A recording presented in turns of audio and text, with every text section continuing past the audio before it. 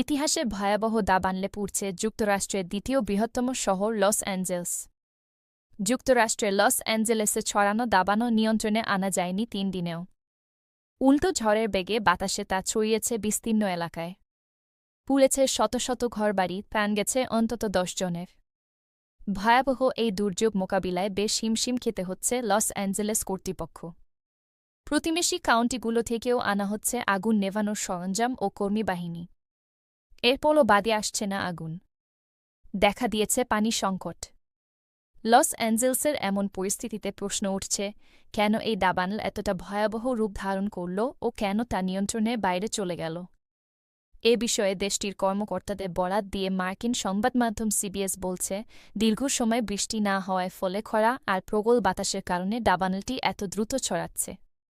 তবে ব্রিটিশ সংবাদমাধ্যম বিবিসি এক প্রতিবেদনে লিখেছে, দাবানল এমন ভয়ঙ্কর হয়ে ওঠার পেছনে জলবায়ু পরিবর্তনকেও কারণ হিসেবে বিবেচনা করা হচ্ছে। যদিও ঠিক কোনো বিষয়গুলো এর জন্য দায়ী, সেটি এখনও স্পষ্ট নয়।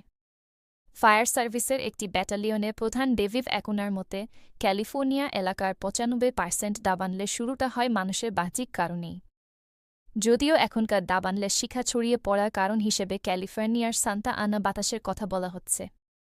মরুভূমি পরিবেশ বা শুষ্ক অঞ্চল থেকে ঘণ্টায় ৯৭ কিলোমিটার গতিতে এই বাতাস বয়ে যায় উপকূলের দিকে। এ বাতাসকে দাবানল ছড়িয়ে পড়ার বড় কারণ হিসেবেও দেখা হচ্ছে।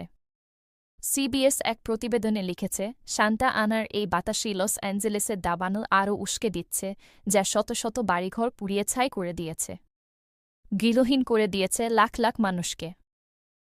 শুষ্ক আর উষ্ণ পর্যায়ে সান্তা আনা বাতাস বেশ শক্তিশালী। যুক্তরাষ্ট্রের নেভাডা, উতাহ ও ক্যালিফোর্নিয়ার দক্ষিণাঞ্চলের শুকনো এলাকা থেকে এটি উড়ে আসে।